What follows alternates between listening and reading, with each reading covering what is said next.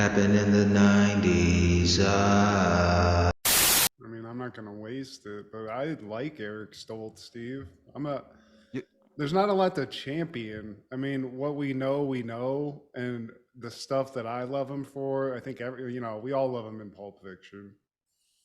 except for that one part, he had that one line. But hey, it's a Yeah, character. I get it, Eric Stoltz. I mean, I'll give you this too, Eric Stoltz. You laid your head on Cher's bosom, some young Cher titties. So that must have been pretty cool. This is 80 Cher.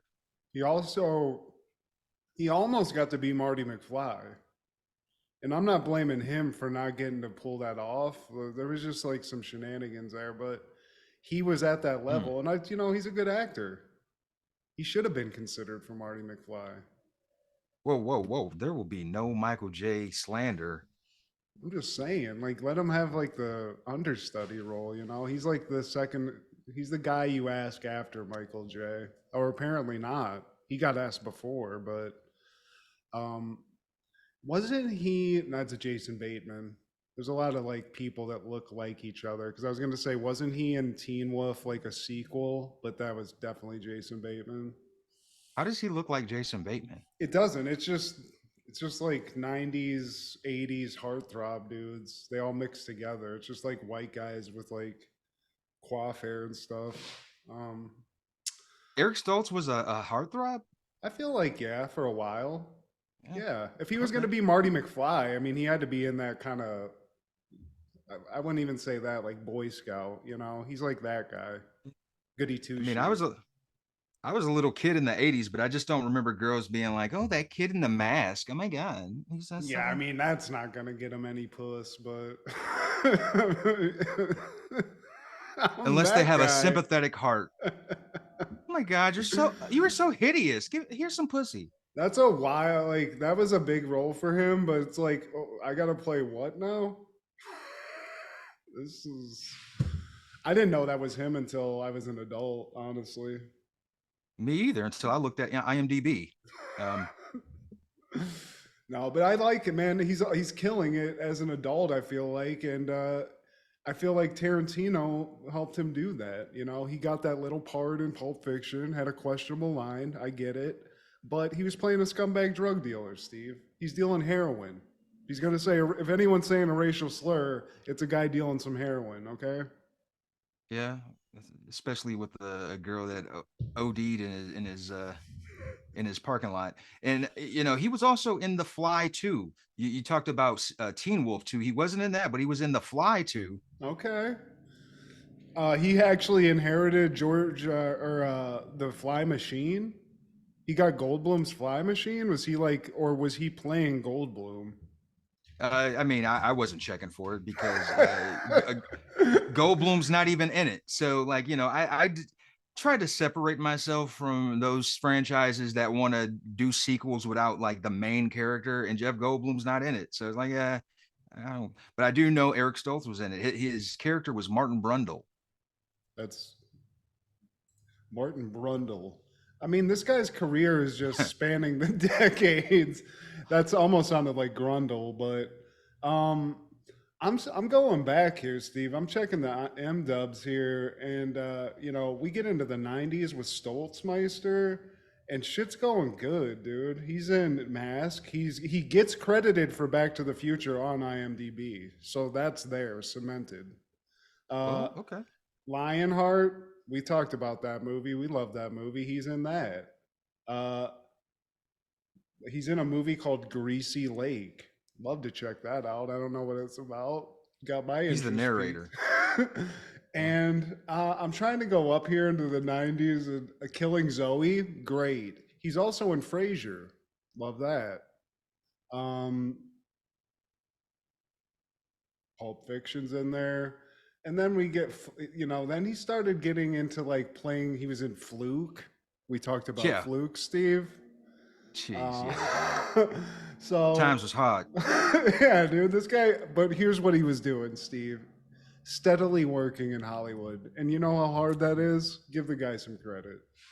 Hey, I'll give you credit for that, man. Good job for collecting them checks. And ironically, Matt, he was in a movie that premiered today on the day we are recording this. Rob Roy. It came out. on this day in '95. Isn't that kind of like a romantic movie, Steve? Rob Roy? Uh, yeah, starring Liam Neeson and Jessica Yeah. Lange. Yeah. I have a very specific set of skills to eat pussy. uh, but here's another thing, Steve, that I got to give Stoltz credit for because I'm just realizing this now. I've overlooked my antagonism of redheads as it relates Mhm. to Eric Stoltz for decades. I just am now even realizing he is redhead, which is crazy because it's very obvious, but it's because of his talent, Steve. It's because of the Yeah. talent. I mean, you just professed your admiration for his work, man. So yeah, it wasn't. So you're still standing on that. What's that? Your hatred for redheads. I'm not saying I hate all redheads. We can't generalize because there's going to be some that we love. You Yeah. know what I mean? But I'd say by and large, if we look at the gestalt of redheads, Steve, there's a lot of evil in there that we just got to keep an eye on. Let's put it like that. I got my eye on you guys. You know, the girl who played Pippi Longstocking, she has a video out there that I don't know if you saw it, but that might change your mind. I did. I didn't. What's it called, Steve? I Pippi don't even know if it has Longcocking. a. I don't even think it was an official video. I think she was trying to piggyback on the whole Pamela Anderson because this is a older video. I think like leaked videos. She wanted to get in on that action, and Pippi it was Longstocking, Steve. the the girl who played Bibby Longstocking. Yeah, because she's out with her real dude in the video. They're like I don't know if they're camping or what, but like yeah, she's getting it in the shower. She's getting it in the bedroom. Getting it on the Uh, floor. Pippi. What the fuck? She's Man, that's coming into your town.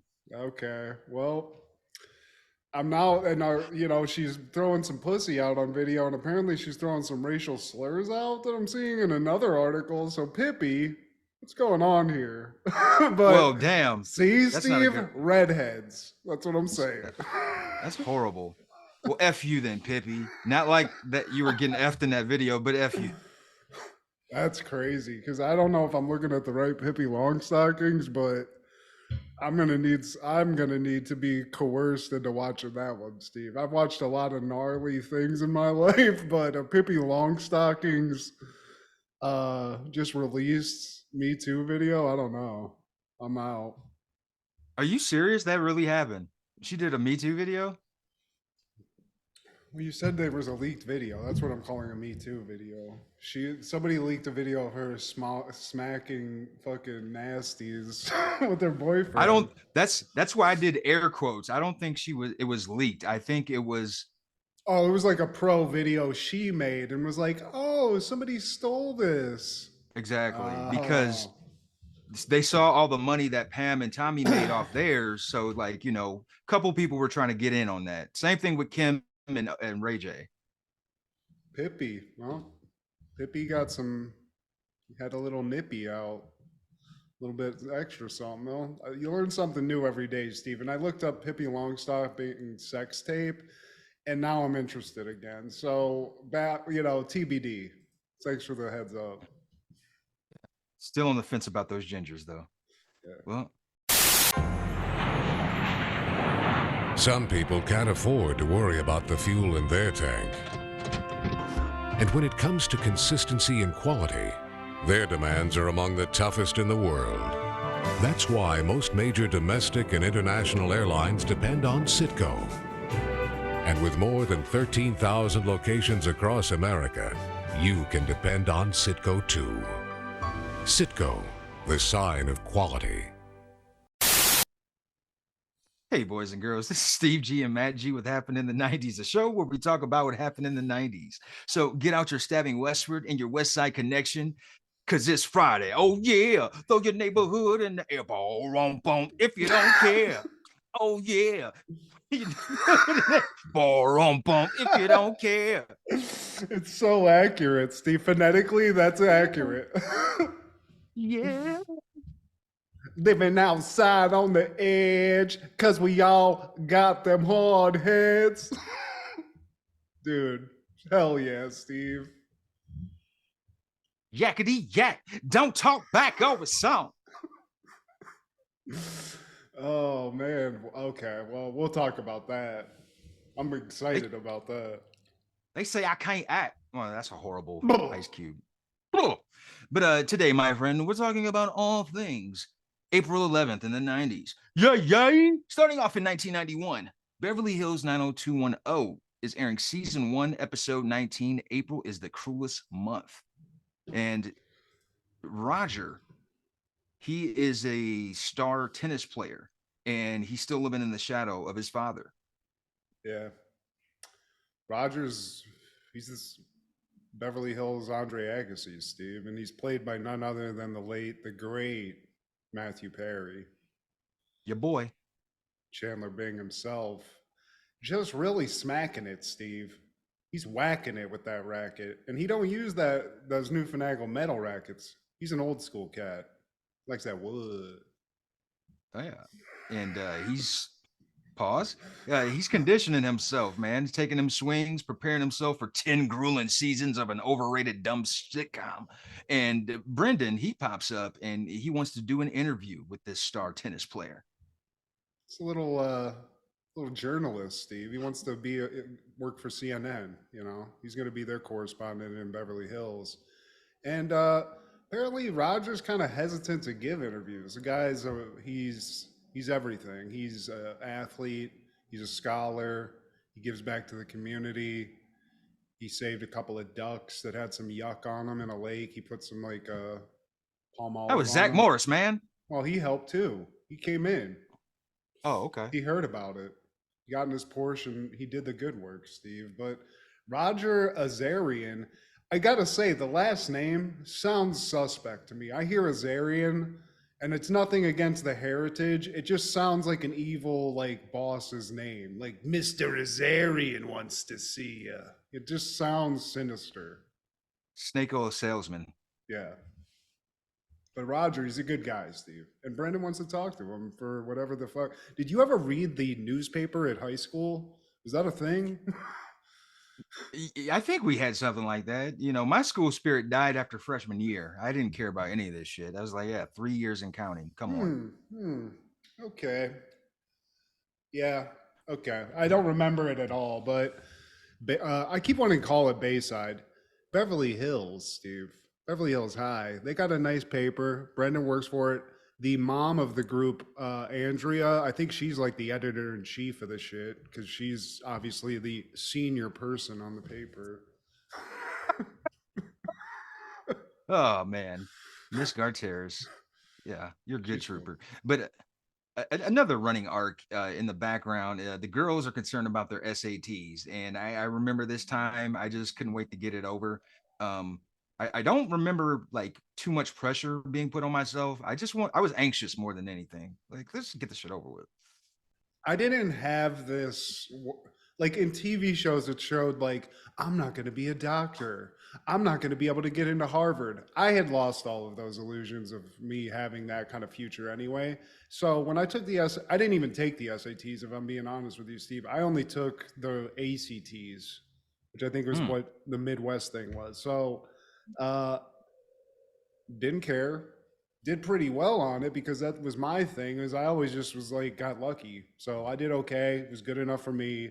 And I was like, cool. I did not live in this terror of tests unless I was going to fail a class. And, we were there at some points in my life. So I got that. You weren't thinking about jumping off a bridge if you got too low of a score. No. And I was ready to get a low score. So when I got something that I was like, oh, wow, I know people that have way lower than this. I feel great. I must be a fucking genius, or I'm just good at guessing, which is probably more the case. But these girls, though, they're obsessed and they're ready to take it and they can't wait to see their scores. And, back to Brendan and Miss Carteris, or Andrea, the mom of the group, he asked her, so of all people in our school, who would you like to see a senior spotlight on? And her first answer is Roger Azarian. Oh my God. He's like Andre Agassi, but I know him. Well, consider it done. Yeah, because I'm about to make that happen. It's like, yeah, I'm Brendan Fraser. Well, Not Brendan Fraser. What the fuck is his name? Brendan Malone. Yeah. no, that's not it either. It's not Brendan Malone. It's Brendan Walsh. Brendan Walsh. Who the hell is Brendan Malone? Sam Malone's illegitimate kid from Cheers, Yeah. Steve. Some lady he dicked down. But so Brendan's got the interview. Cut over to the Walsh house. Brenda, the other twin, Yeah. the evil twin, she turns out her score's there. So she's fucking busting her gut to open it up. She does. And she gets an 1190, Steve, which I think is good. I don't remember. Yeah. And She seems I think thrilled. before we get to that, we actually see Roger's dad, George Azarian. And, we hear about how he has houses in Miami, houses in Beverly Hills, and he's like one of the richest people in the country. Or actually, no, we don't see him yet. This is Brendan's dad, Coach K Walsh. He says this because George, he's a big deal, George Azarian. And Brendan, he's at the Azarian's house. He sees all the accolades in the man's office. He sees that collection of burners, and Roger, he points out this Walter PPK. I'm not a gun enthusiast, but that's what the name of the gun was. And I think that was in Goldeneye, Steve, if I'm not mistaken. But I just don't like walking into a house. Again, this is kind of apropos to what we were talking about last week. He's not a gun runner, but he has a gun runner wall in his house where it's well displayed gats. And it's interesting for sure. But I got to say, Brandon, I keep mispronouncing his name, and as do you. Don't just open up a gun case in somebody else's house and try to pull a gun out. Come on, man. That's bad. That's bad manners, I feel like. And by the way, Brandon Malone is the coach for the Denver Nuggets. So yeah, I had to clarify. Okay, well, shout out to him. But Brandon, but yeah, the Azarian house fucking looks fantastic, Steve. You'd think Roger has it all. He'd be happy. The guy's good at tennis, probably getting tons of puss. He's got a Porsche.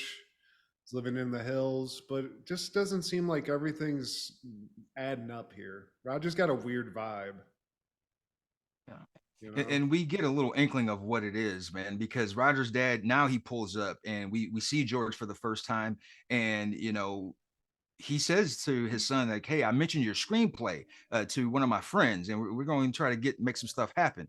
And he walks away, and Brandon's like, man, you write screenplays? It's like, dude, I don't want to talk about it, man. Every waiter in Los Angeles has a screenplay. It's an erotic thriller about me and the seven seas. It's cool. It's whatever. His dad, here's my thing, Steve. We could get to whatever the overbearingness of the dad is. Dad's trying to hook kid up. I get he's overbearing, but he's like, hey, talk to dude in Stanford to try to get you into college. Talk to the guy in Hollywood trying to get your script out there. This guy could just be trying to get puss in other countries. He's at least trying to help his son out. So I'm going to speak up for George's Arian a little bit. Maybe I like George's. I got a dad named George, feeling it. This guy's, he's a stand-up guy, I got to say, Steve. I like George Azarian. He seems like a cool dad. He supports his son's dream. A lot of people in that situation, they'd probably be like, no, you're going to join the business. You're going to join my company when you graduate, and you're going to work for me. You're going to learn the family business. Like, no, my son wants to do this, and I'm behind it. So, and by the way, I'm trying to get you into Stanford too, which, I guess I could understand if you don't want to go to college, but Raj, chill out, bro. You got this, you got it all right here. But so shit's going on. But we do find out he's a screenplay writer, Steve. And I think he actually in this, does he ask Brendan to read that screenplay? Is that how he gets his hands on it? Yeah, Brandon gets it, and now he's back home. The SAT scores are here, and him and his sister, they tell each other their SAT scores. And Brenda finds out that he has the screenplay. He's a writer, and she wants to read it. So he relents. At first, he's like, no, he didn't want anybody else but me to read it. But sure, because you're annoying and you're a bitch. But they're starting to they're reading it now, and the character in the book, his name is Robert, or in the screenplay, his name is Robert. and Robert, he has a little baddie in him. As they're reading this, we get a little a visual of them, and Roger as Robert in the screenplay, he's with this baddie and he's going over plans about like how to get rid of his father because he's in the way. I can't fuck you in the main house. I always have to take you into the guest house. Shit, I want to fuck in my parents' bedroom. So shit, I got that Derringer on me, that Walter PPK, and we gonna make this happen. Roger's writing some good smut too, because it's like you can see the glistening on his skin, just making like it's very erotic novella. And I do He's like standing that at attention. we don't know immediately, but it does like the Wayne's World, doo-doo-doo, doo-doo-doo, and it does turn into like a fantasy, which I thought was pretty cool. So Brandon's letting this screenplay be read a little bit. Obviously, he was hesitant about that. One thing in the Walsh household that I thought was also funny, we find out Brenda has the 1190 SAT score. Later on, the parents, and I think all parents must do this if they have multiple kids, they're like, so you want to bet which one of them has the higher test score? Like, like just betting which kid's better. But it does turn out, and again, this is like a side thing, that Brenda and Brandon got the exact same SAT scores, Steve, and they're twins. So Twins. I guess they share that bond. Yeah. As I'm watching this, doing this show, I feel like the Walshes are annoying. I'm just going to put that out there. The mom's definitely going to Karen some shit if it doesn't go. She's going to turn into that, but I don't mind the kids as much, but I don't know. They're too perfect. Yeah, I mean, they definitely, we would have been pissed off at them, like in the background in high school. Like, man, shut the fuck up. Oh, you need the homework, Brandon? You fucking jerk off. I'm sure this happened to both of us in high school where it's like there was a cool guy within the clique that you didn't care for, but that one guy was like the middleman between like your group and their group. And I feel like Dylan would have been that guy. Like, yeah, fuck them. Let's go smoke back in the parking lot, Dylan. Yeah. This guy's cool with the sideburns. Yeah. Are you perfect, idealistic, altruistic? Yeah. And you're nosy. Get out of our business. We would have poisoned Dylan against the Walshes. We would have been like, why do you even hang out with them? They're fucking douchebags. They're lame. Fucking chodes. But yeah, dude. So they're doing good on their SATs. They're reading the script. But I think Brandon is noticing in this, he's like, well, it's kind of crazy. Like, my boy Rogers, this seems a little close to home here. Is this real? And because he reads about Robert killing his father with that same Walter PPK. And, I think that brings more relevance to it. It's like, man, this is the same gun that I saw at his house. He's obsessed with this Walter PPK. You got to use what's around you, Steve, when you're writing. So Roger Azarian's he's pulling a Robert Rodriguez. What's around me, It's like a Kaiser Sose. He's just looking at things in the room. Like he had a what? I don't know. PPK, great.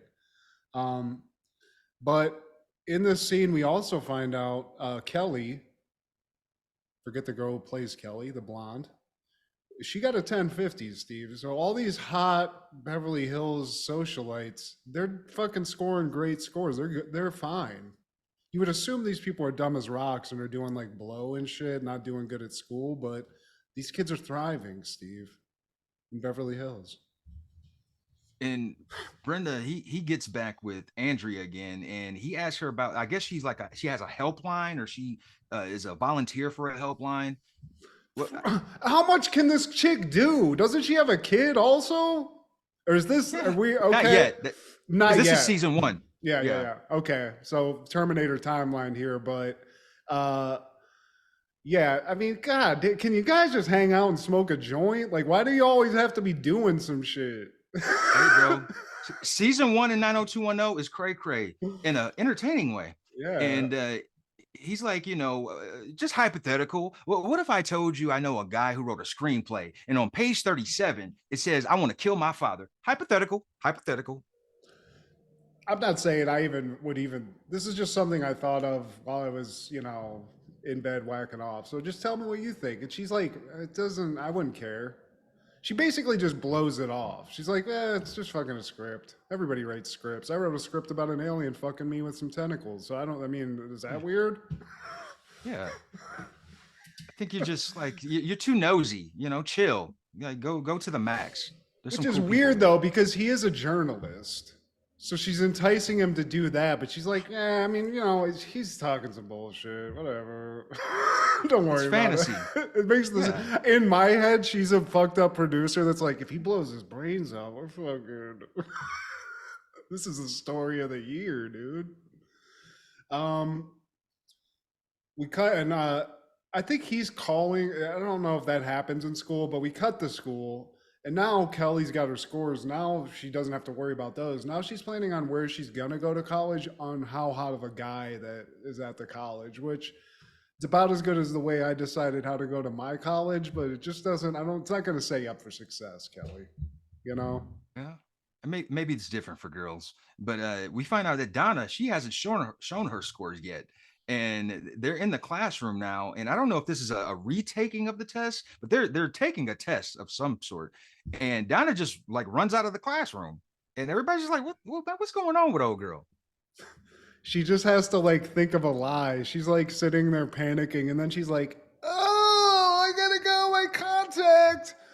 But clearly something's up. Tests, maybe she's allergic to the test taking process. Something's here, but she doesn't like tests. She got out of the test. Bravo. As somebody that maybe needed to do something like this at a point in my life, you gotta commit to whatever it is. And she did, Steve. So in that way, Donna, you're doing great. But you might want to, I thought she couldn't read. That's what I thought the storyline was. It's not really that though. But Donna's got some issues. Brendan and Kelly just kind of laugh it off because, I was like, that's kind of weird that you guys just laugh about it, but whatever. That's crazy, right? She's just Donna. She's fucking stupid. She's cool. She couldn't read this menu once. Producers' daughters, they're crazy. And, back to Roger, he asked Brennan, so like, what do you think? Man, it was riveting. That's what he used. And thanks, man. What part did you like? He's like, oh, shit. The part where you killed your dad, because that's all I've watched. That's all I've read. But again, Roger, this guy might have some issues. Very generous though. Hooks Brendan up with some fucking box seats to the Dodgers, and he's like, "Are you gonna come?" He's like, "Nah, just take him. It's fine. It's just a fucking couple grand right there. Fuck it." Trying to buy me off? Wait, what? Yeah. Yeah, he probably was, Steve, but maybe he wasn't. Roger's just a generous fucking guy. Who needs a friend? Maybe that's where all the issues lie. And now Brendan, being the publicist, the journalist that he is, he tracks down Dylan. He's like, hey, man, you know the dynamic you and your dad have? Like, you hate him, right? Have you ever thought about like hurting him? Maybe and like, if not, yeah. And if you did, like, what took you off the edge? Like, what made you not? Well, it was actually you and your sister. You guys did. You stopped me from wanting to hurt my father. You made the difference, man. Thank you. But we look over.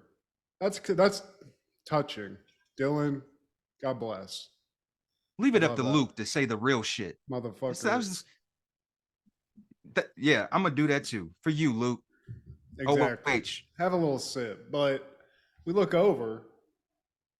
Donna, she's ripping fucking butts with the bad kids, Steve. I love it. Smoking with cigarettes? It's cool to do bad things. This was a hilarious thing. I remember this like weird pressure in high school though, when I did start smoking cigarettes, where I was worried that my good friends would see me smoke. I would be like, they can't see, they can't know. Donna, not giving a fuck. She's out there. She's in the parking lot, Steve, just hitting it hard, chaining right now. Donna smokes with cigarettes. In the next scene, we see Robert. He's actually at a psych office, and we hear more about his turmoil. And he's like, I don't do what my dad tells me to do. He wants me to basically be a mini him, and I just don't obey his orders. And he hates that, and he gives me more shit. Sometimes I just wish he was dead. I just feel like I'm an asset. I'm not even his kid. Yeah, but he's saying it point blank. But I just I mean, as a therapist, when somebody says something like this, isn't there something that you have to professionally do? When somebody's like, yeah, I want his motherfucker dead. It's like, we got to get your dad in here or something. We got to get somebody on this. But clearly, the Azarian household, they got the money, Steve, but the love ain't there right now, And the dad, as much as he's trying to do, it's that thing. The more you try to keep them there, Steve, the more they go away, That rebellious spirit, because the love is there. It's just not the kind of love that Roger wants from his father. Well, shout out to George. Yeah, dude. I'm telling you, dude, George, if it's a dad, I'm feeling good about that. I like a George Azarian. I like a George Getter. Dad, shout out. But then we cut, Steve, and now it's getting a little sinister here. It's getting a little dark. It's nighttime. Matthew Perry's sneaking around, which I didn't get. He's sneaking around his own house, getting shit, hidden keys. He gets outside his dad's beautiful doors to his office. Again, George Azarian, great design aesthetic on this house. We see him sneak in, and Steve, the unthinkable happens. Matthew Perry just walks in. His dad's like, what the hell? And he just straight fucking blast Max Payne's dude. And I was shocked. I was like, this is only halfway through the episode. How is this happening? It was all part of the script, Steve. It was all Robert. It was all part of the script. And before he creeped into his dad's office, he grabbed the Thule underneath the flower pot, and that's going to come into play later. But I thought the same thing when I first watched this. But yeah, this is within the Robert, the screenplay universe. And we go to the next scene, and Brendan, he's reading it, and he snaps out of it because he's so enwrapped into the screenplay. His mom calls his name a couple times. Brandon. Oh, it's late. Why aren't you in bed? Bumblebee tuna. Screenplay. This shit is riveting. And it is. I mean, this kid's fucking blowing his dad's brains out. I mean, if the dad reads this and finds this, that's got to be weird. But we cut, and Brandon's talking to Brenda. This has got to be a fucking mouthful in this household. Just getting tongue-tied all the time. But Brenda only read a little bit of it. She's like, so you're still reading that shit? How is it? And he's like, just can't relate to the main character, man. His motivation's all off. I don't want to kill my own dad. I like Coach K. Just can't. I don't know. Real, man. He led Duke to back-to-back championships. Christian Laettner, Grant Hill. Shit. And no one's seen Donna yet. She's on the. She went AWOL, man. We don't know her SAT scores. We don't know her whereabouts. She's on a milk carton at this point. Yeah, because doesn't Donna and or Brenda and Kelly get approached by what I think is their guidance counselor, and they get kudos for getting such good scores. And she's like, "Have you seen Donna? Where's Donna at?" And is this where she goes on the tirade of? No, I don't think that's yet, because Brenda actually goes off on this lady, but not yet. So I'll just hold off on that. Because in the school parking lot, we see Roger taking off with Brandon in his Porsche, and Dylan, he has a Porsche too. So he pulls up next to Dylan with Brenda with him, and he's like, "Hey man, you want to race?" Dylan, being the cool one, "Hell man, I know what my car can do."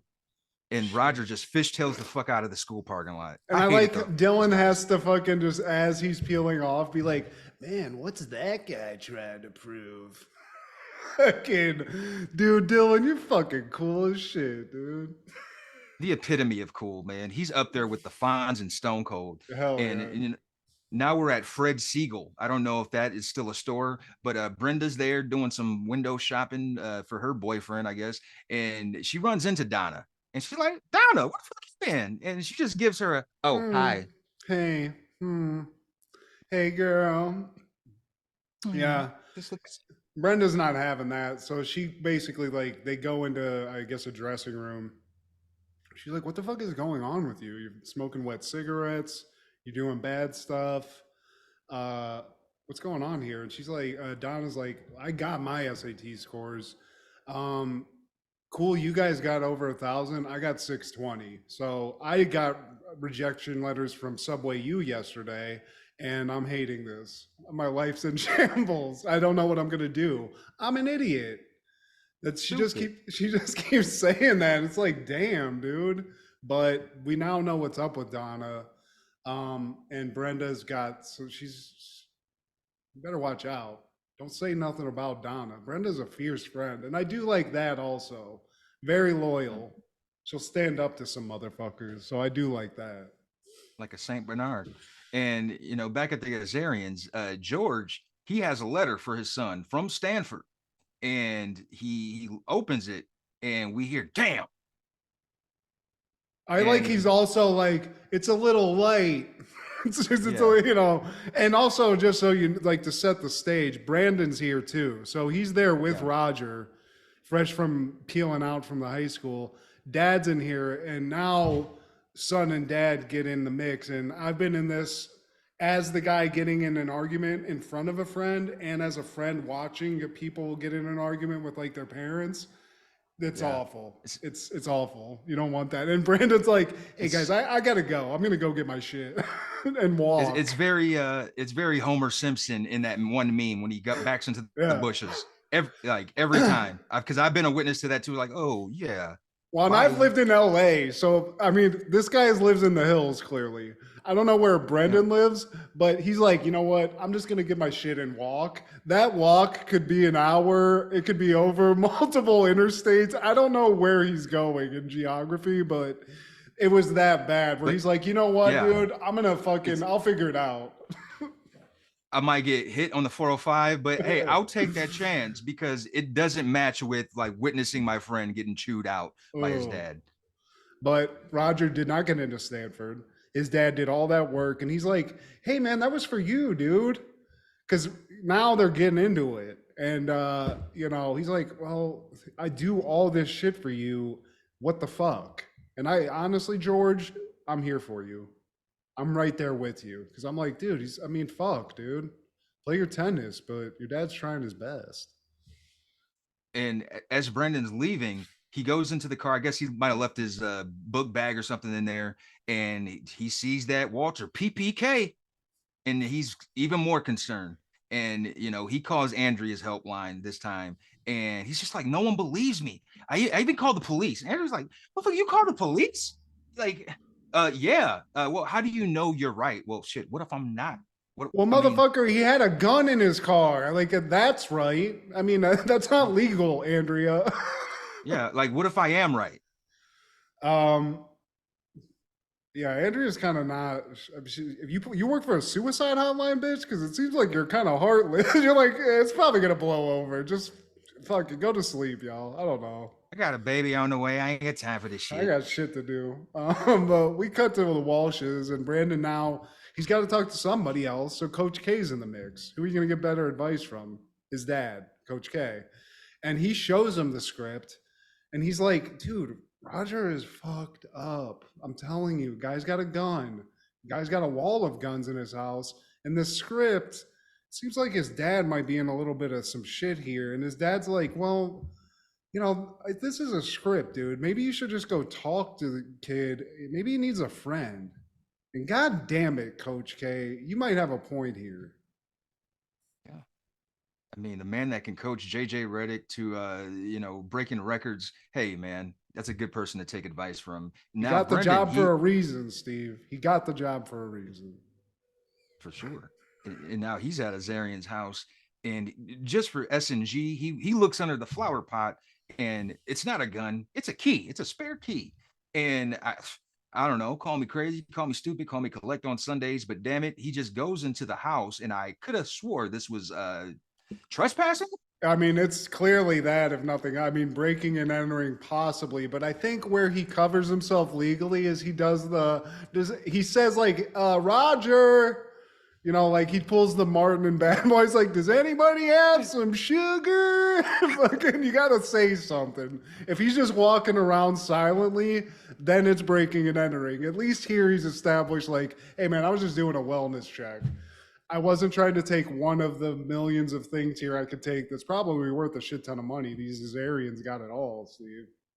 They got civil war rifles, civil rights rifles too. They probably have some of those, Steve.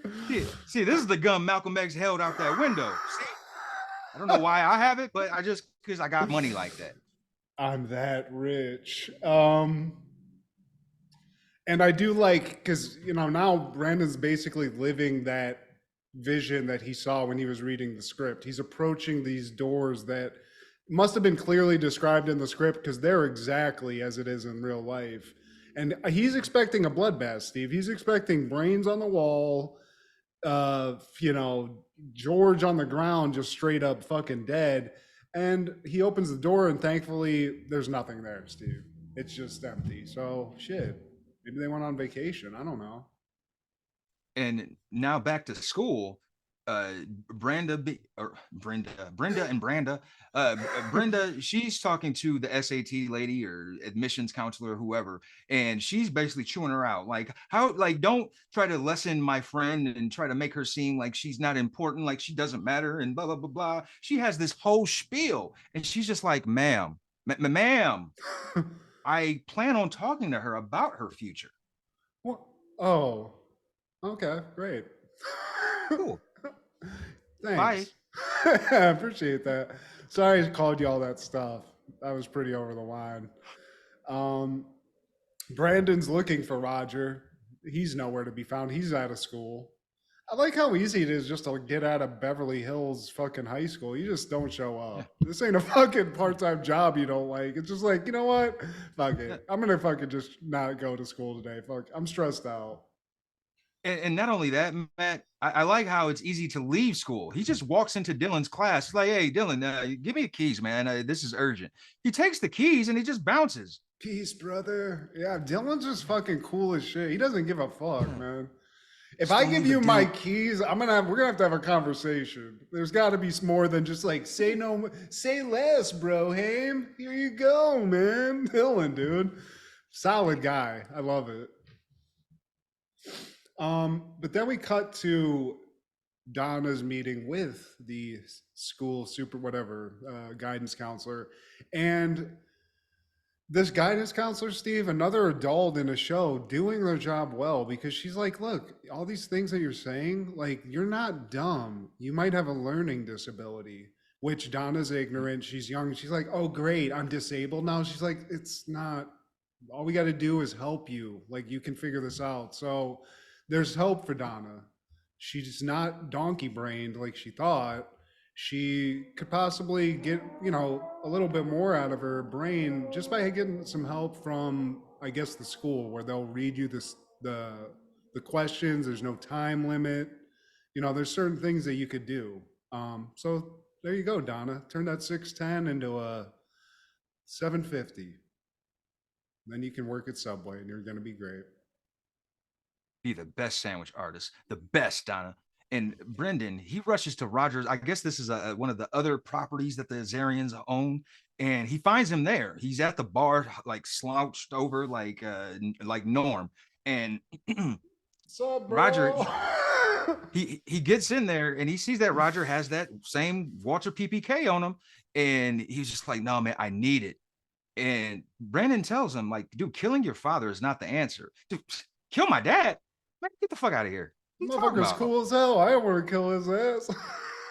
Oh yeah, shit, he's rich. And I just want to show him that I can overcome this shadow, because I apparently has been over his head for a long time. I just want to prove to him that, like, I can do this on my own. I can be a successful person on my own, but I can't do that. So this is what I got to do. Pulls out the toolie and points it at his face. This is not the way. I mean, I don't, just don't do this, Raj. But if you're gonna do it, don't do it like that. Don't point the gun like this is bad form. You're gonna miss and like just slice a piece of your face off. It's not good. It's not good, Steve. Won't And end it's well. fine. You just didn't get into Stanford, bud. Your dad will get you into some other college. Just like Lori Laughlin. He'll pay to get you in some place. It'll be fine, dude. And you're rich. Everything's good. And you'll be on a overrated show in a couple years. Just give yourself time, grace. But And also Brandon's a fucking legit hostage negotiator because he's like, dude, put the gun down, bro. Put it down, bro. Bro. He's using a lot of bros. Bro. And he gets it. The gun, the PPK, the Walther. but he's able to get it from him, and he saved a life, man. Put a cape on Brandon Walsh. And back at the school, we find out that Donna, she's happy now. She's not stupid after all. She just has a little disability of sorts. And now she's planning on going to college with the rest of the girls. Like, yeah, I might go to Stanford, I might go to Princeton, I might go to Bayside. And Brendan, he visits Roger now at the hospital, and Roger asks him, like, why aren't you at Dodger Stadium? It's like, you know what, man, I'd rather spend time with you, man. Like, you probably needed some company. That was more important to me at the moment. And by the way, I could watch the Dodgers game right here. And Roger says, like, man, the cable at this facility sucks. It's like, no. Bro, Beverly Hills, bro. Little portable TV action, Steve. I wanted one of those so bad when I was a little kid. Probably don't work too good, but that's cool, man. Brandon's a bro. And he sees George Azarian before he goes into that hospital room. And George, being a stand-up guy that he is like, dude, fucking thank you, man. He says thank you sincerely. And he even admits that, he's going to get help too. So this dude saved the family, Steve. And I feel like he's setting himself up also pretty well because those Azarians, when you graduate, I feel like that graduation gift's going to be a nice, hefty envelope. You know what I'm saying? It won't be light at all, like that Stanford letter. And, the kid had everything a kid could ask for in high school, but he didn't have a friend, Matt. And Brendan Walsh, you stepped up to the plate. He's your friend forever. And I mean, I gotta say, Raj also, he might be a successful screenwriter. If he's writing that level of a screenplay in high school, this guy's going places. So just give it some time, Raj. Have your dad send out a couple of scripts, and you got the pedigree, you got the name too. So within a couple of years, you're going to be a success. You're good. It's all about who you know, anyways. But also in 1991, Different World is airing season 4, episode 23, If I Should Die Before I Wake. Whitley is thinking about giving up her virginity to Dwayne Wayne. But when one of her public speaking classmates reveals she has AIDS, Whitley has second thoughts, and many students react to the classmate in ignorance. And before we even get to the episode, I just had to chuckle that Bill Cosby is giving us a trigger warning. He's like, there's some stuff that we're going to be talking about that's kind of crazy. With the cute little Raven Simone. But I mean, he warns you. We're about to get into it. And this is a very special episode, Steve. I mean, I'm sure there was plenty of sitcoms doing like one episode about the AIDS crisis. But we get some stars. And can I ask you, just because I don't remember this, Tisha Campbell, was she actually in the cast of this, or is this a character that just showed up for this episode to like do this and in and out? Because I don't remember Tisha Campbell being part of the Different World cast. This was a one-off. Okay. Yeah. I mean, Different World had a lot of one-offs. I mean, hell, Tupac was in an episode at one point. But this is a cold open, and Whitley, she has a romantic evening plan with her guy, Dwayne Wayne, and she is ready to give him some. She asked Kimberly Reese, because she's seasoned in the game, and she was like, how'd you know it was time to give it to someone? It's just something. She's like, I love Whitney. She's like, I'm feeling very knowledgeable now. This chick is ready, Steve. But I mean, how long have they been dating? This is recent, I want to say, because they weren't dating in the beginning of this series. Okay. Well, Dwayne's about to get some ugly. They're about to bump some uglies, Steve. It's all happening, and I'm really excited for Dwayne, honestly. But it's kind of bad timing. Bad. But according to Whitley, just like Big Van Vader, it's time. Cue that classic theme song. And we see Josie, played by the legendary Tisha Campbell. She works for Mr. Gaines at the student union, and he's looking for her. She's been in the restroom having stomach trouble, and he grills her, gives her some shit. Those military guys, especially the old school ones, man, they're hard asses.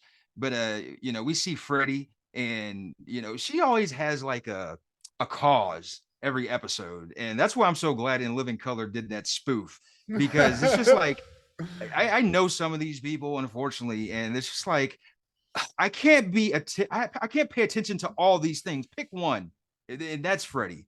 But Yeah. I love Cree Summer. There's more of Freddy's now than there were back in the day too. But Yes. yeah, she knows all the causes and has an opinion about all those causes. Um, but you know, we see Tisha Campbell, she's struggling.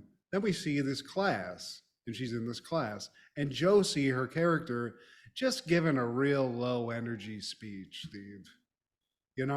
And I've been there. I didn't know what I was going to say. Mine was more out of not knowing what I had done, no preparation, but I've given these speeches. And unfortunately for her, the teach is a Dr. Jordan, I believe is her name, but we Dr. know her Jordan. by Whoopi. And she's a hard ass, but she's good at this. I needed a teacher like this, especially in public speaking, because I absolutely hate it. And maybe she could have gotten that out of me because she's good at teaching kids how to speak in public. She's good And at she's it. really good at getting you to talk to your dead exes, man. Shout out to Whoopi Goldberg. And she gives the class public speech etiquette. Don't slouch your shoulders, look into eyes, and make sure your voice is projected, this, that, and the third. And she assigns them to write their own eulogies with a 15-minute time limit. Damn. That's tough. That is tough because you got to figure, like, you have to think about your life to get like what you've done. So I didn't even think of that when I was watching the show, but man, you got to really like put some thought into this. I wouldn't have done it. I would have done some bullshit in like 10 minutes and had a 2-minute speech and been like, peace, y'all. Man, I was shot by the cops doing a interstate chase. But that's out there. Josie, something's going on here. Low energy, she's acting squirrely in these classes. I thought she just was timid. I was like, oh, okay. Later, Whitley comes into the old house or apartment or whatever. She's got a new nightgown, which I love. Nightgown. Little How, pink teddy. how a little, now it's like fucking straps and like one little nipple cover. This is like my grandma's nightgown. But she's a nice Southern girl, So quaint. And Jaleesa, who is her roommate, she finds out because she just assumed, just like Kimberly Reese, that her and Dwayne did the waka waka already at some point. It's like, no. And so I don't know why I had to do that. But no. no. And then she offers Whitley a condom, and Whitley's just Oh. apprehensive about it. Like, get that out of my face. How am And I supposed to ask him how to put it on? It's gonna ruin the mood, bitch. my Dwayne doesn't have a disease. Yeah, this is a weird thing. Like, this is a time capsule thing, really. This is weird.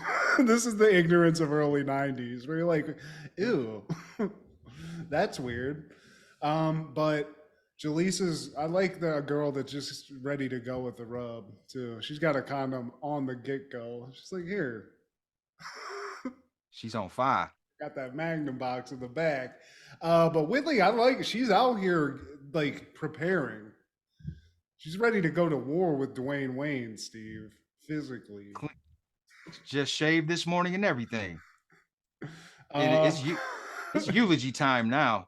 And Professor Jordan, she calls up Winley Gilbert. My name is Whitley. Yeah, I know. So what? And so she like saunters up to the platform, and I love how Whoopi's like, "Oh, honey, please." Like Whoopi's got some one-liners throughout this, man. And so Whitley's giving her eulogy, and you see the students falling asleep. So Whoopi just tells her, "Hey, stop! Yeah. She only got to like year 4, Steve. She wasn't even out of the fucking diapers at this point. Yeah, 20 more years. I like Dwayne Wayne goes next. The guy's, he's confident, man. He's gonna fucking die with a Nobel Peace Prize searching for truth. Engineering. Steve. Hell yeah, dude. This guy's, he's ready to go. And a degree in sexology if you wait long enough tonight, Dwayne. I do like Ron though, because Ron's busted up before he even gets started thinking about himself being off this earth, and he just is shedding a lot of tears for himself, which I think is great. And he dies at 88 with 8 children, and his 8th wife is Sheila E. And when he's like, he goes off with a bag, he's like, and I'll go out with a bang, and he's got some like finger symbols, and that's like a nice exclamation point on. That's something I should have used giving speeches, because it just grabs the attention, Steve. Up next is Josie, and she got a book from her aunt. This is a part of her eulogy, and the book was a volume of Maya Angelou poems. One of them being "I Know Why the Cage," and "Still I Rise." I'm sorry. And she graduated, and that following spring she would die from AIDS, having unprotected sex with her boyfriend her junior year in high school.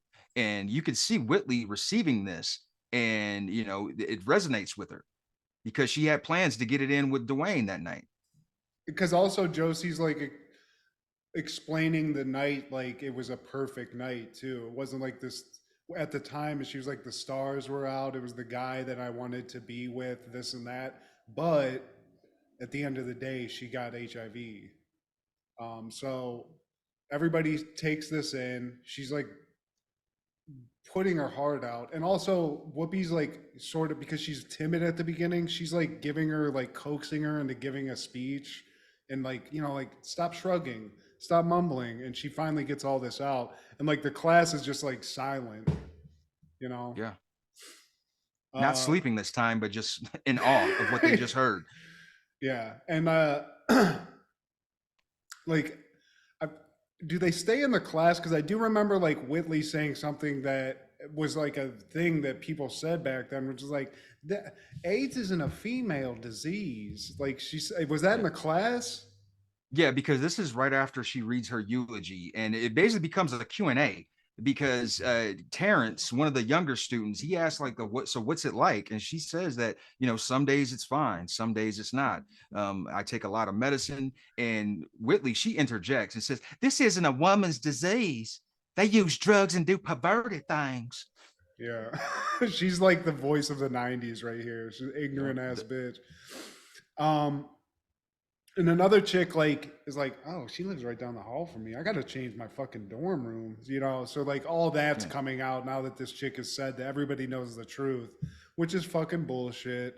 And like basically the class just ends on a downer. Like I feel like the chick says that, people are like, oh, and then Dr. Jordan's like, now we got to go. We're done.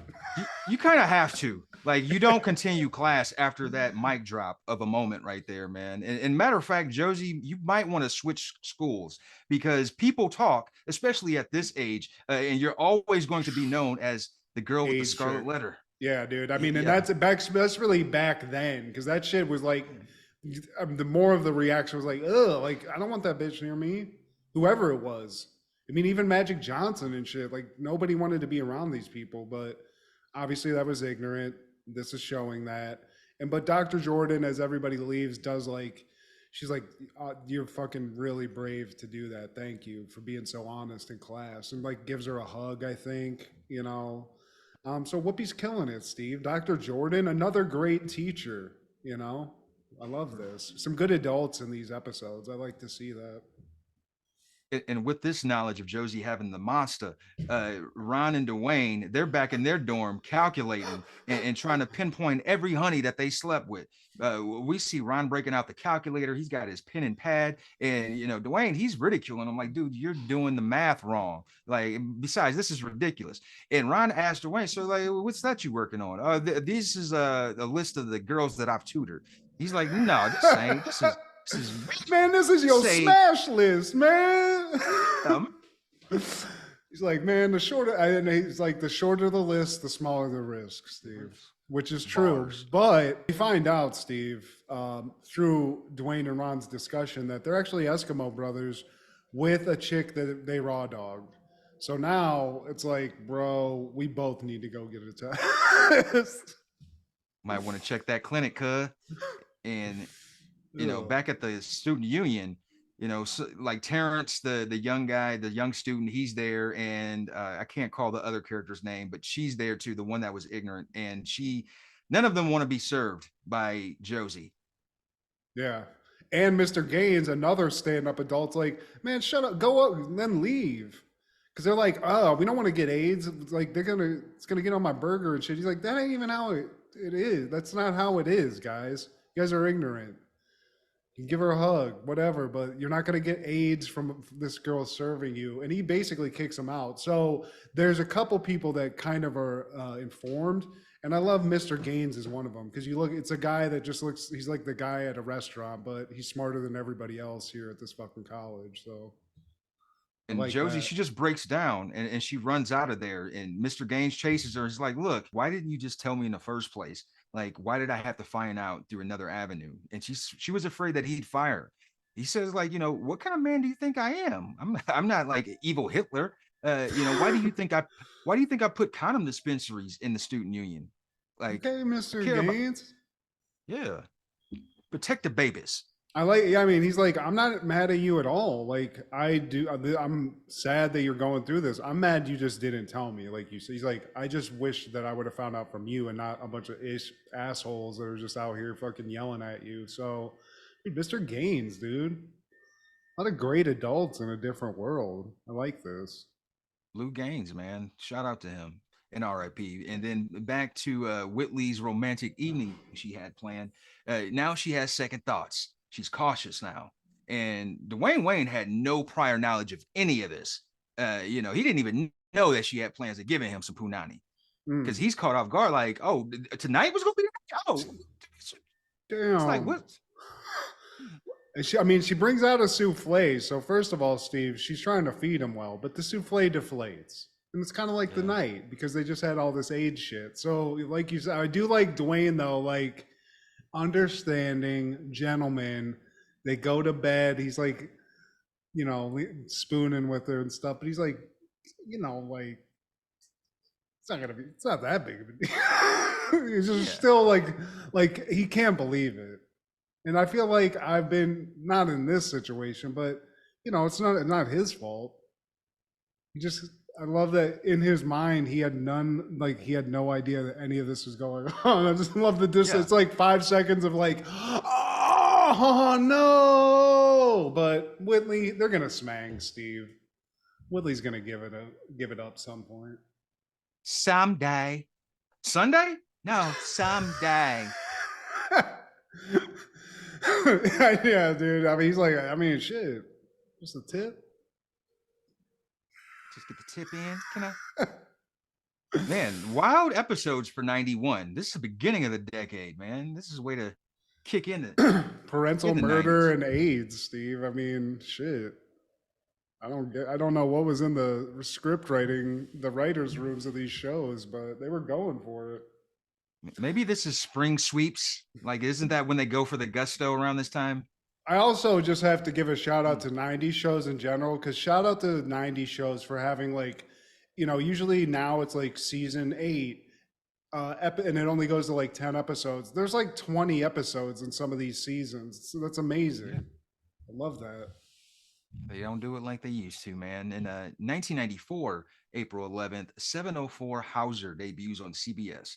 And it only lasted 6 episodes, but I found it important because this is a rehashing of All in the Family. But instead of a white cast, it's a black cast. And John Amos, uh, known as James Evans in Good Times, he is Ernie Cumberbatch. His son Lenny Godfrey is Rose Cumberbatch, or no, that's his wife, Lenny Godfrey. His son is T.E. Russell playing Thurgood Marshall Cumberbatch, and Maura Tierney. That name pops up again. She plays she plays the black son's girlfriend or wife. So it's a reverse of the dynamic.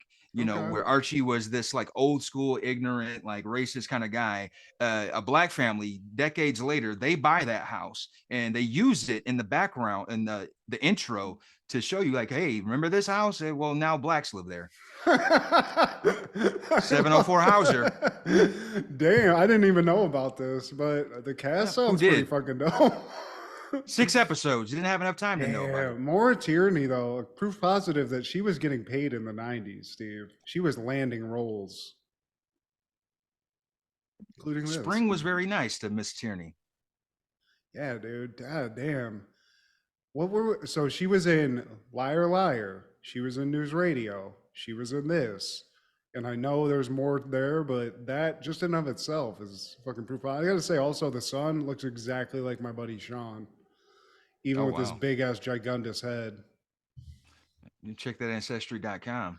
And that following year, 95, White Zombie releases Astro Creep 2000. More human than human, more human than human. I don't know what you classify. What does he call this? I mean, it's rock music, but it's something weird. It's rock. Is it called what's it? Steampunk? Like, I don't know, Hellbilly. Yeah, I mean, I guess it's like gonzo journalism with Hunter S. Thompson. He figured out his own little genre, but I loved this when I was a kid. I don't know why this was not my vibe, like this demonic hard rock music, but god damn, it got me fired up. And even now, I still work out to it. Well, the thing with Rob Zombie, he can make dark elements and dark content sound cool, sexy, and fun. Because some of, like, if you read the lyrics for some of these White Zombie songs on this album, like, and if you had no prior knowledge, you'd be like, damn, this is some like Marilyn Manson type shit. But it's not. It's like some of these shits, like some of these were intros for ECW wrestlers, man. Was this the one that has that 1960? No, see, that's the album. One. But this is a good ass album too. But that's like all of its kind of sounds. It's like and it has that like nasty like guitar riffs and stuff. Hell yeah, I love it, man. And it does have more human than human. One of the greatest movie trailer songs of all time. And in the 90s, I mean, I remember seeing it on the Broken Arrow, that shitty John Travolta, Christian Slater. It was like a plane high, like they were, you know what I'm talking about, Broken Arrow. But when that preview for that movie came out, it was like that song and all the action, just like smash cuts of the action. I was like, I have to see this. And it's because of the music, honestly, because the movie was kind of dog shit. But White Zombie, he can sell anything. And the motherfucker, I like that he went on to do like horror movies and shit. And I do think, like, I haven't seen a lot of the newer shit, but like his first couple, he was fucking going for it. They were fucking crazy. It wasn't completely my cup of tea, but like House of a Thousand Corpses and that second one, I can never fucking remember the name of it now, where they followed the family. God damn it. Whatever it was good. With Ethan Suplee? No, was he in that? It's got like the villains from House of a Thousand Corpses and like the clown dude. Devil's Rejects. Yeah, and that movie's fucking great, dude. Hell yeah. Dude can direct. On that same day, the Friday soundtrack is released. Yes. And yeah, man, this is one of the best soundtracks, especially from the 90s. That Ring Ding Dong song also had one of the coolest music videos too, with Chris Tucker, where they were stealing the plane. The plane that had the party in the back. Man, they coming, man. Yeah, dude. This I didn't own this soundtrack, but I mean shit. I had every song on it on a mix at some point, dude. All these songs. Mary Jane, I Wanna Get Next to You by Rose Royce. It even had the Isley Brothers, Trying to See Another Day. The Keep Their Heads Ringing, of course, The Friday by Ice Cube, Mac 10's in it, Cypress Hill. You know, it's got some names that you would want on a weed movie soundtrack. I think this established that you know, like this. I don't know. This has got to be one of the better movie soundtracks, like especially for a comedy movie. Yeah. You know, it's a great, it's fucking awesome. So yeah, and shout out. And this is another soundtrack to this day. When I'm in the gym, there's at least 5 songs on this that I'm listening to. And I can't leave out Roger Troutman, R.I.P. Another Ohio legend, man. They had to have him on there. That should down down down down down down down down down down down down. Roger and Zapp doesn't get like. There's a lot of those songs when you hear them, you're like, oh shit! You either like heard it back in the day or it's funky, Steve. Computer Love, that song's fucking dope. And also the Two Live Crew. Hoochie mama, hooray, hooray, hoochie mama. Don't, big booty girl. Why don't you ask that bitch? Fool. Who you calling it for? Oh, he in the house. God damn it, dude. Friday, it just ticked all the boxes. You got a great movie and a stellar soundtrack out of it. There's not a lot of movie like franchises that can say that. And not a lot of guys have done this. And 2 years later, Ice Cube will be in a movie called Anaconda, released on April 11th. A National Geographic film crew is taken hostage by an insane hunter who forces them along on his quest to capture the world's largest and deadliest snake. Directed by Luis Losa, starring Jennifer Lopez, Ice Cube, John Voight, Eric Stoltz, Jonathan Hyde, and Owen Wilson.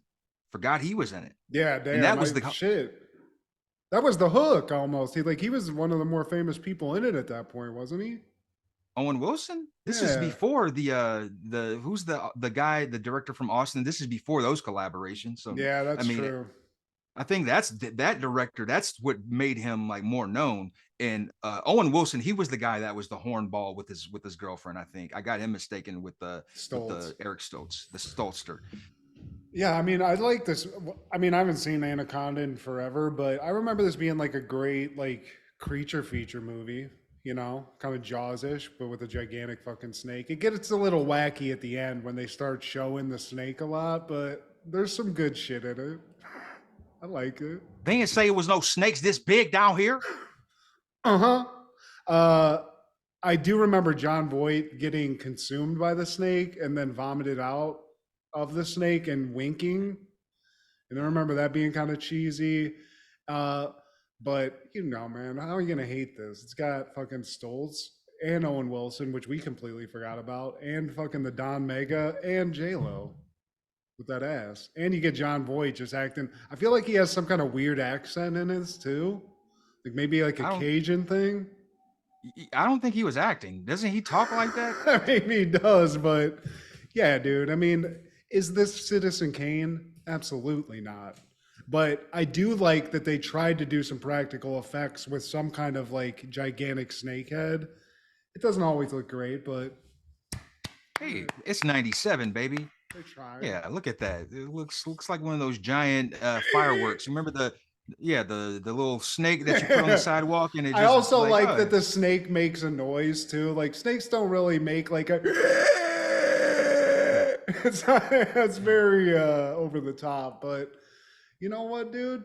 I'll give it a 1.5 thumbs up, Steve. Fuck it. Yeah, you get to see John Voight die. That's worth a watch. So that same day, Grosse Point Blank airs and premieres at theaters, and Martin Blank is a professional assassin. He is sent on a mission to a small Detroit suburb, Grosse Point, and by coincidence, his 10-year high school reunion is taking place there at the same time.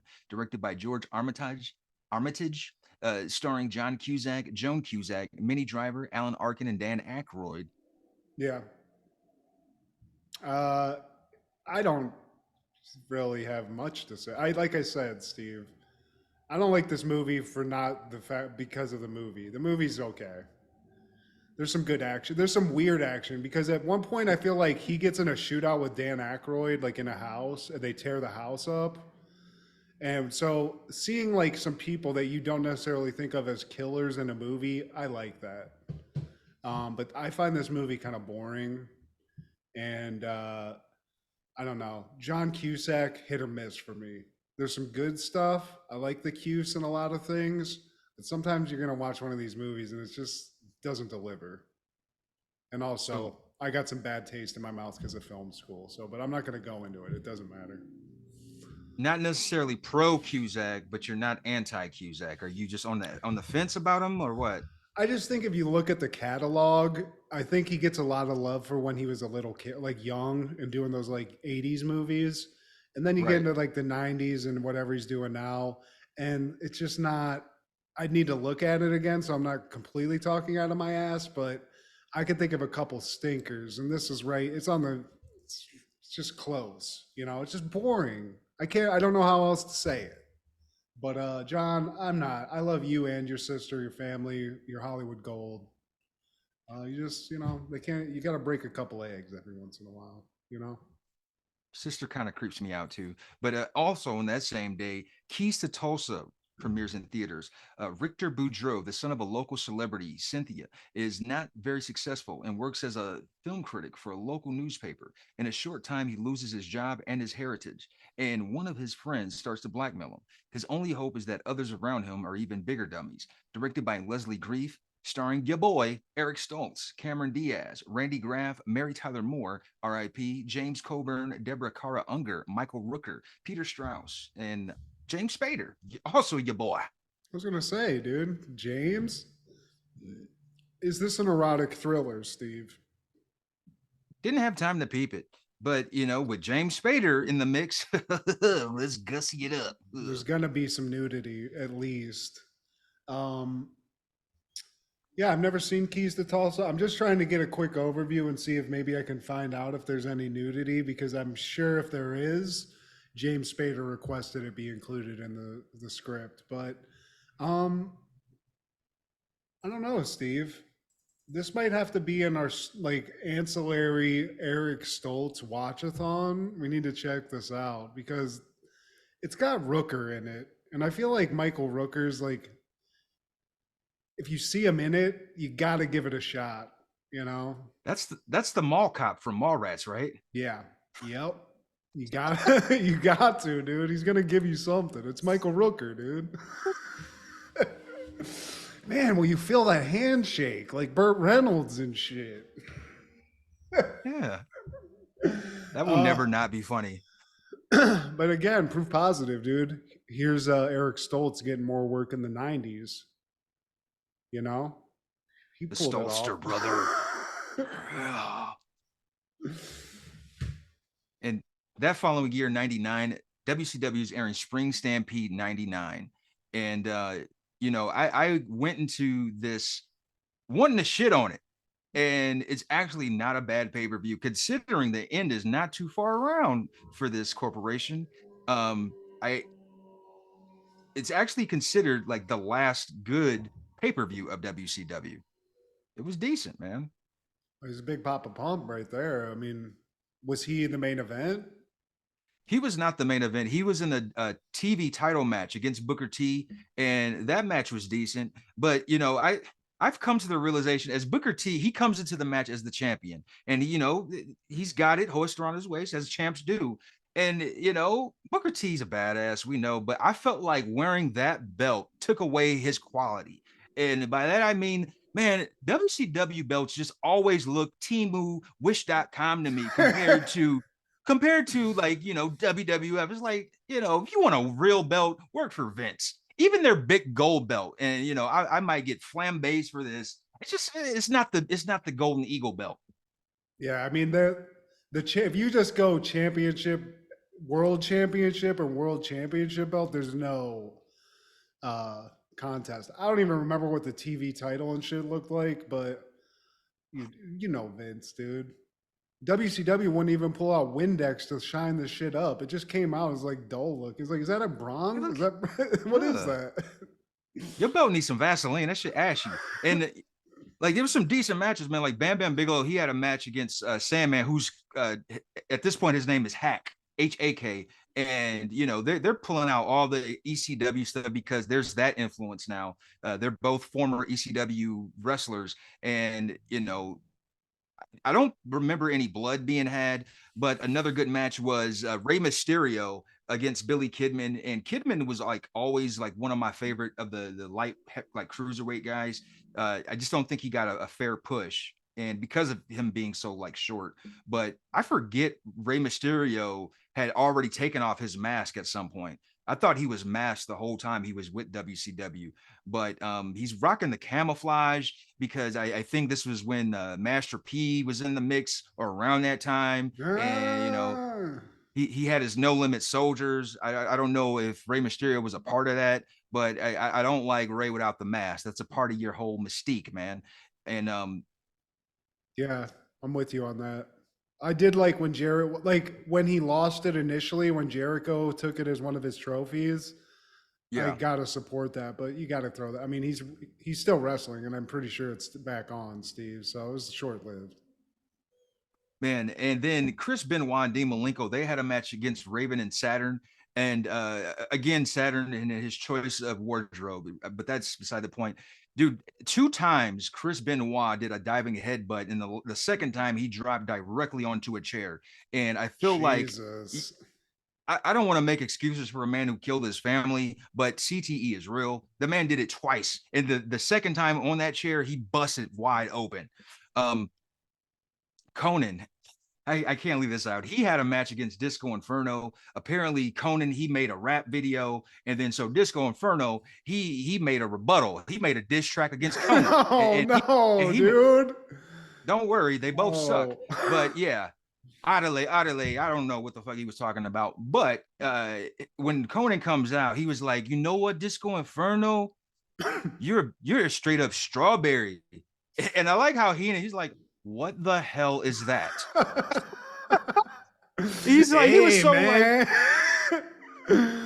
Whoa, excuse me.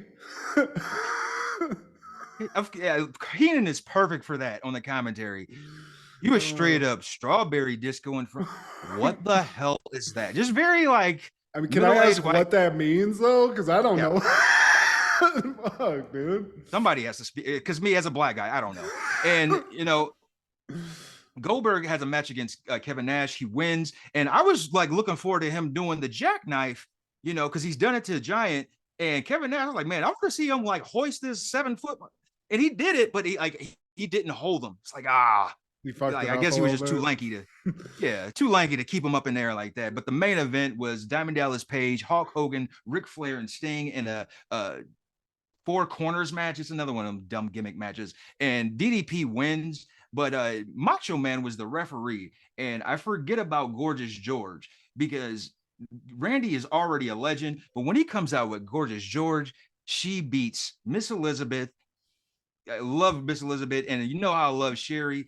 Man, neither of them hold a candle to Gorgeous George because she's so fine. All the commentators, Tony Schiavone and Bobby Heenan, comment on her looks, and she's coming down, and it adds to the ambiance of Macho Man. It just makes him look so much God, I don't remember Gorgeous George at all. Bad. Good Lord. Gorgeous. Another great George. Good Lord. Yeah. Stephanie Bellers. God bless you. Yeah. You look Salute great. to her. Yeah. Macho Man, you knew what you were doing, man. I know how to bounce back. Yeah, she was a rebound, but I'm keeping her around. Yeah, half my age, but I don't care. Yeah, I got them blue diamonds. But any callbacks, honorable mentions, or takeaways, sir? I'm caught up in Miss Bellows here, but good God. Hold on, just let me collect myself for a second. I just want to shout out to all the competent adults that we saw today, Steve. We talk about a lot of 90s shows, and I think like the vibe for kids shows or whatever we were watching, adults were dumb. Adults perpetrated dumb shit. In this, solid advice all around, Steve. Even the dad who almost got fucking shotted up by Chandler Bing, that guy was even the bad guy was a good guy. So I don't know. Maybe they were learning their lesson, or they had learned the lesson in the early 90s, and then we got a little too crazy in the late 90s, Steve. We veered off the path. We had solid OGs in the 90s. The OGs, they're already like the little ones, the younger ones, they're taking over. The OGs are getting wisdom from the younger ones. That like it's reversed somehow. I don't know. We lost our way, Matt. We did, dude. We just stumbled. We got to get back on track. So that's why we're doing this, Steve. We're looking through the scrolls. We're the ones examining the scrolls of the 90s to get us back on track. We'll bring about a renaissance, if you will. You hear that, America? We're here to save you. Yes. But Steve, before we do that, why don't you tell people about what's on your list here? Man, so one thing, there's a documentary just released on Hulu about the legendary Freaknik. I suggest anyone who likes to enjoy life watch this. It's an event that they had back in the 90s. It started off innocent and very co-ed and college oriented, and then it just became a big freak fest. And they brought it back. It's not in that same fashion, but they brought it back as like an actual festival with music artists. They have all kinds of different contests going on, and it's coming up April 19th, hosted by Killer Mike. Nice. If I have the time, I'm definitely, and it's down. It was based here in Atlanta, and it's become a thing of legend. My uncles on both sides of my family, they went during the 90s, man, and I'm sure if I asked them enough times, they probably got some recordings that they probably want to keep the nephew from seeing. Yeah, man. My wife works at a school, and one of the teachers at the school went to the shit. She was like, "See, yeah, that shit was crazy." Dude, it was a wild time, and I wish I was there to experience it, man. And but yeah, Freaknik, that's available on Hulu. And just one more thing, I want to address this. Apparently, there's a thing on social media, Matthew, and I've seen this a couple of times where people are saying we're over the 90s, bro. Like somebody said that on one of our TikTok videos. We over the 90s. Like, and I don't like going back and forth with dummies like that with no name, no face, no profile. I can't tell because from all of these reboots and remakes, A White Man Can't Jump and The Matrix and all of these, are we really over, or are you just trying to be a trendy hashtag person? Motherfucking Rock is in WrestleMania again. Like this shit it won't stop. We're over the 90s. Says I just watched a new Ninja Turtles movie. I just watched it. We've seen it all, Steve. So whoever said that, I think maybe they're having a bad day like Matthew Perry was in Beverly. Maybe they need a friend. And we could be your friend, guy or girl, human. We're here for you. Maybe we need to start our own hashtag movement. We not over the 90s. We'll never be over the 90s because it's kind of the greatest decade of all time. So put that in your pipe and smoke it. Word to X-Pac. And also, please like, share, subscribe, and comment. Please tell your little sister, she ain't nothing but a hoochie mama. Hooray, hooray, hoochie mama. She ain't nothing but a hoochie mama. Hooray, hooray, hoochie mama. Check out Food Show Fanatics with Kendra and Matt B. Check out Crushgasm with Kendra B every Wednesday. And our guy, Clark the Shark on Podcastle. Because this is Steve G and Matt G with Happened in the 90s. Matt was the fat kid, Steve was the black kid. Life wasn't always great, but you know what was? The 90s. Happened in the 90s. Yeah! I'm not black, I'm OJ.